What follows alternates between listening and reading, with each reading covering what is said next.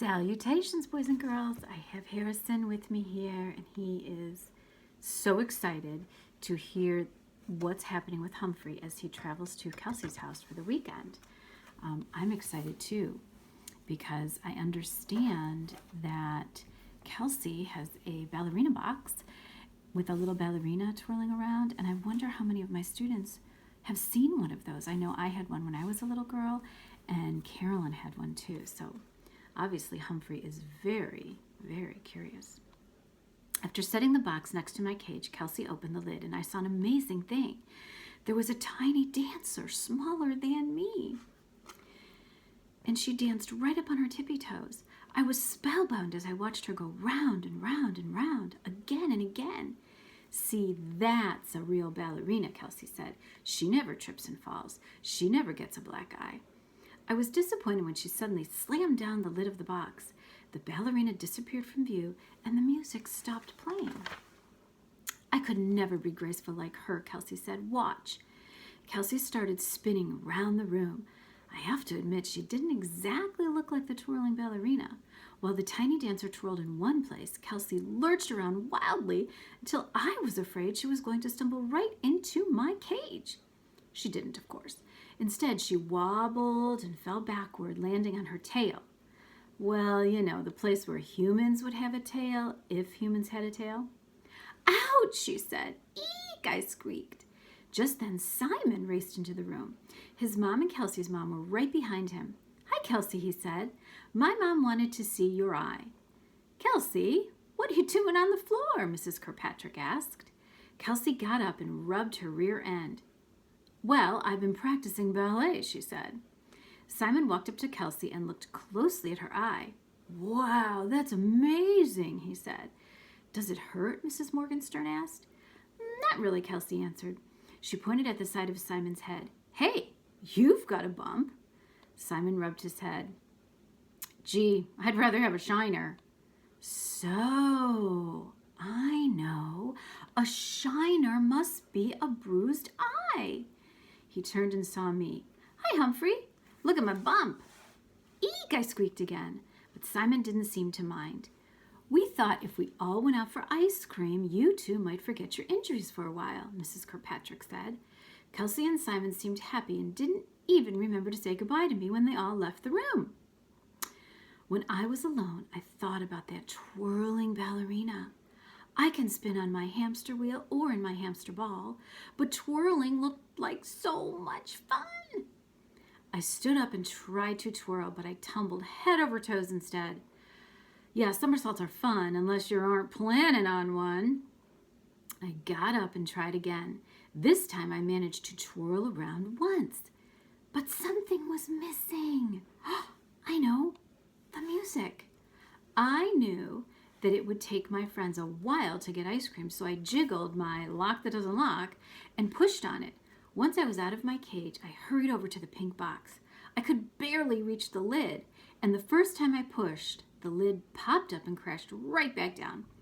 But even standing on my tippy toes, I wasn't tall enough to open it. However, you know us. We don't give up easily. So I scurried over to the side of the box near the hinge, and finally I pushed with all my might, and the lid swung open. Whew, that lid was heavy. And the music began to play, and I raced to the front of the box to watch the pretty little ballerina go round and round. Kelsey was right. The ballerina was a graceful dancer. I watched her whirl and twirl until I felt a little dizzy. Then I raised myself up and tried twirling again. I stood up on my toes and spun myself around in a circle. Then I made another circle and another. I was twirling and not falling over.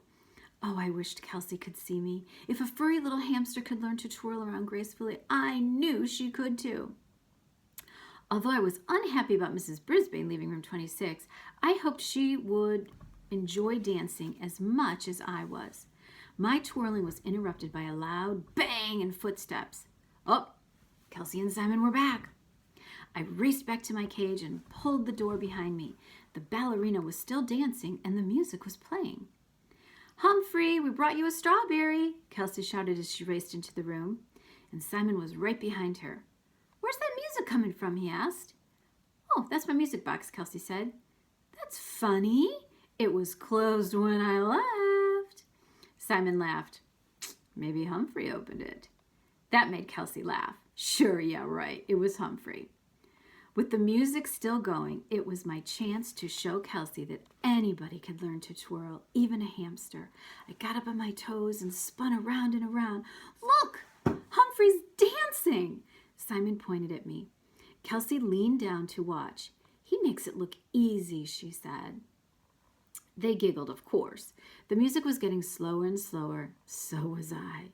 "Can you make it go again?" Simon asked. Kelsey closed the lid and opened it again. The music was back to speed and the ballerina was spinning. "Let's do a Humphrey dance," Simon said. He started twirling around the room and laughing. Kelsey chuckled and started twirling again too. "The trick is to pick one place to look," Simon said. "Each time you spin around, look at that spot." He was a pretty good twirler. "Hey, it works," Kelsey admitted. She wasn't staggering. She wasn't stumbling. She was just spinning. The music slowed down again, and we all stopped dancing. "That reminds me, I have to start ballet lessons tomorrow," Kelsey said. "I don't see how I'll ever dance on my toes."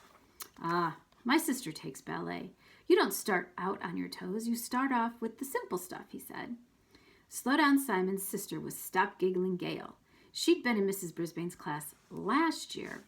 I knew she was a great laugher, but I didn't know that she took ballet lessons. "Oh, really?" Kelsey said. "Really," Simon said. "Let's watch Humphrey dance again," he said. So I danced some more until finally it was time for Simon to go home. Before she went to bed that night, Kelsey watched the music box ballerina again for a while. "It would be nice to have a pretty pink tutu like that," she said. "Maybe I'll like ballet after all." "Tutu?" I was pie-whacked until I realized she was talking about the dress. Well, I liked ballet, but there was no way I was going to ever wear a pink tutu. No way. I guess Kelsey read my mind because she said, "Of course, boy ballet dancers don't dress like that. They wear tights. They don't dance up on their toes, but they lift the girl dancers way up in the air." Whew! I was relieved to learn that. Kelsey slept well that night, and even though I'm usually awake for some of the night, I slept unsqueakably well too. I guess it was all that twirling. All right, we'll stop there. I wonder if any of you guys twirl at home.